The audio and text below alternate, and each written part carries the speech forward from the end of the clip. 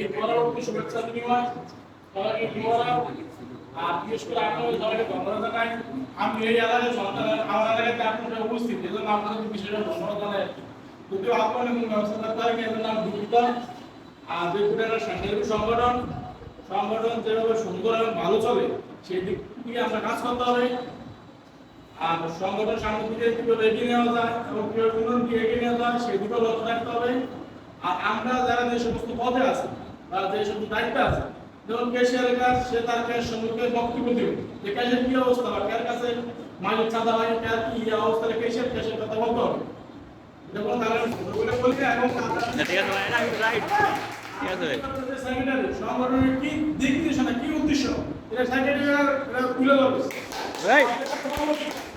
কিভাবে মানে উন্নতি নেওয়া যায় এবং কিভাবে উন্নতি এগিয়ে নেওয়া যায়, এটা সভাপতি চিন্তা ভাবনা করবে।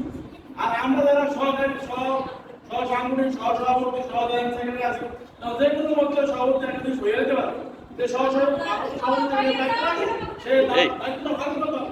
যেমন সভাপতি সরকার না আসলো যে সহসভাপতি একটা সভা পরিচালনা করা বা দায়িত্ব নেওয়া দরকার। আমরা যারা যে পদে আছে ওই পদগুলো মূল্যের পদ আছে এবং সবাই যার যার আয় কিছু বলা একটু জানা আর কিছু বলা না, সবাই কিছু শুভেচ্ছা এগুলো